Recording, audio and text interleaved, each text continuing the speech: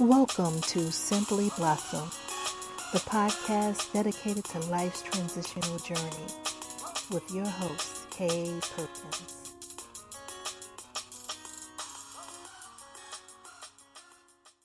Hello, I'm Kay Perkins, your host, and welcome to episode 6, Boldness, the Offspring of Purpose.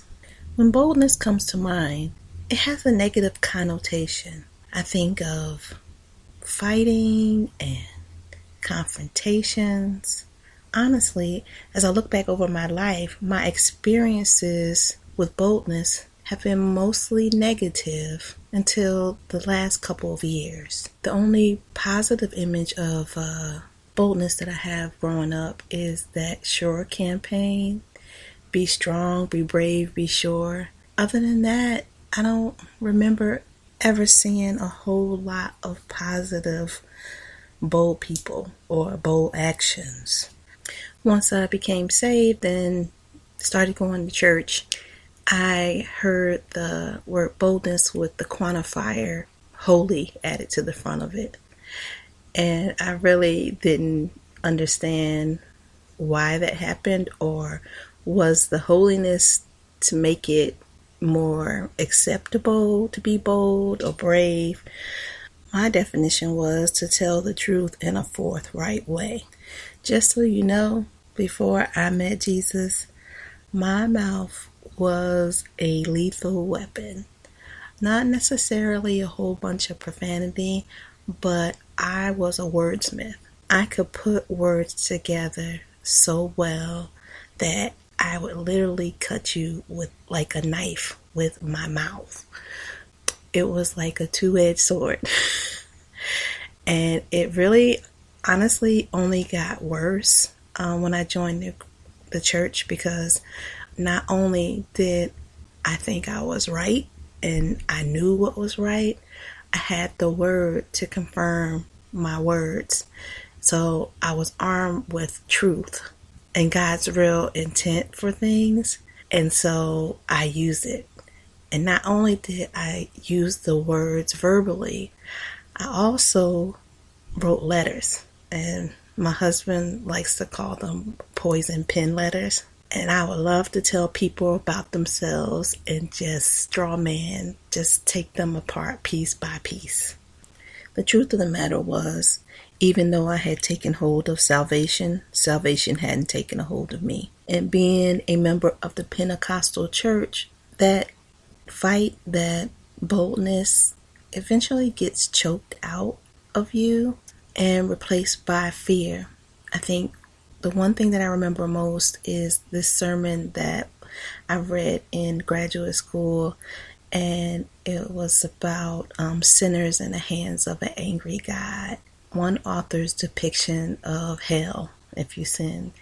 I think that's kind of what took hold of me after a while. Let me tell you, education is a powerful thing. And although at church they really didn't scare you a lot, it was really heaven or hell doctrine.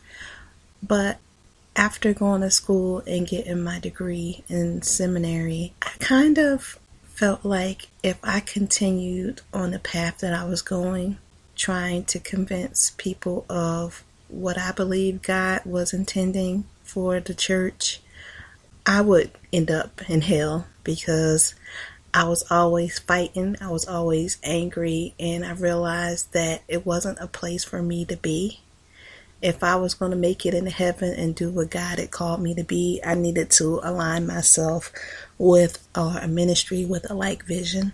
And even though I was convinced that God provided new mercies every day and He was forgiving God, fear of God really just began to overshadow His new mercies and caused me to make different moves and different decisions.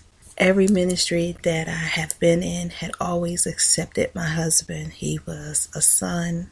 He's a great person. He is able to reach people on multiple levels because he can take the Bible and make it applicable to someone who is on the streets or either talk to somebody in a palace. He just was gifted that way. It was always hey, Pastor Paul, and hey, Sister Perkins. It was a feeling of never being accepted or validated for me as an individual. I was always I always felt like a sidekick. And at some points in different churches that we attended, it was a different feeling. One church, the pastor, he told me that my husband was called and I was drafted. In another church, a pastor told me that he believed that God made mistakes and he gave me too many gifts in one body. And then the church that I basically loved the most, it was like, we love you, you're gifted, and nothing I could do was wrong. Well, I don't know. I mean, I could do wrong, but they accepted me nonetheless. It was like the love of God. It was unconditional. No matter what I did or what I said, it was okay. But I never really felt like I was challenged to grow in my giftings. Now, I was challenged to grow as a person and be patient and accepting of other people and where they were at. There were many lessons there. But as far as my ministry gifts, they kind of remained at the same level. But I believe that it was more important for me to grow as a person and to learn that patience and tolerance of people, because I had very little back in those days. I really, really, really didn't have patience. And I still have very little patience. And God is still working on me in that area. But I finally began to sort of figure it out. When you have giftings, everybody wants to use your giftings. The problem only comes is when they can't control you as a person. If they can't trust that you will drink the Kool-Aid and toe the line of the ministry, you become a threat. Independent thinkers, because they often question everything. Why we do this? There's a better way. And what you'll find is when a church or organization is steeped in religion, they're not open to change. They continue to be where God once was instead of going where God is. And no matter how much I love the people, I had to go someplace that aligned with my vision and values for ministry. I became weary of fighting to prove that God has a better, more excellent way. And I wanted to rest in God and get back to what He was calling me to be in relationship with Him. And the boldness that I believe He intends for us to have needs to be in a place where it can be nurtured to come forth, where your purpose is cultivated and you're open to share your beliefs, have conversations with others without being stifled or strangled or prohibited because of maybe who you're married to or because you're a woman. That's how purpose generates or produces boldness. Being an individual that has multi-gifts and talents, I ended up becoming a fixer, a person that could do anything, adapt, a jack of all trades, someone who was good at adapting and using what they had to get the job done. But after studying the Bible, I believe that God requires us to be a specialist. That is what cultivates boldness. When you find your purpose and you specialize in your purpose, you can be bold because you're confident of what you know. You've been practiced. You've been seeking God on the idea. You are functional. And we get lost trying to be everything for everybody. doing everything for approval and trying to be accepted and try to get in where you fit in instead of doing what God has called you to do. And so many people get lost in that whole process of trying to be approved and validated when God is saying all along that I have called you, I have chosen you. Am I not enough? The God of all things, I've told you this is who you should be. Why are you continuing to try to fit into a place where you don't belong? Your place of true belonging is with me, and you will never find a comfort or a perfect fit anywhere until you're back with me. And that was really a hard lesson to learn, really a bitter pill. But in order for you to become who God calls you to be, you really have to be separated.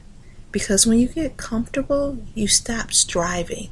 You stop trying to get to what God has called you to be because you find yourself comfortable.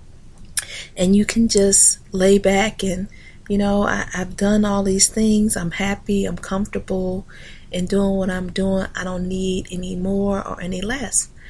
And that's great for some people. But if you're in a place where you find that you're not comfortable, you don't fit in, it means that God has called you to a higher purpose. And until you reach that purpose, you will never be comfortable because He wants you to continue to move forward towards Him and what He has called you to do. As I studied boldness this week, I could not find a single instance of holy boldness in the Bible. There is no such thing as holy boldness. What I believe is the term is used to put parameters on people, to cause them to conform to organizations' interpretation of what boldness is. I liken it to all the equipment that they put on a horse. The saddle, the bridle, the reins, and the stirrups. All of those things are used to control the horse.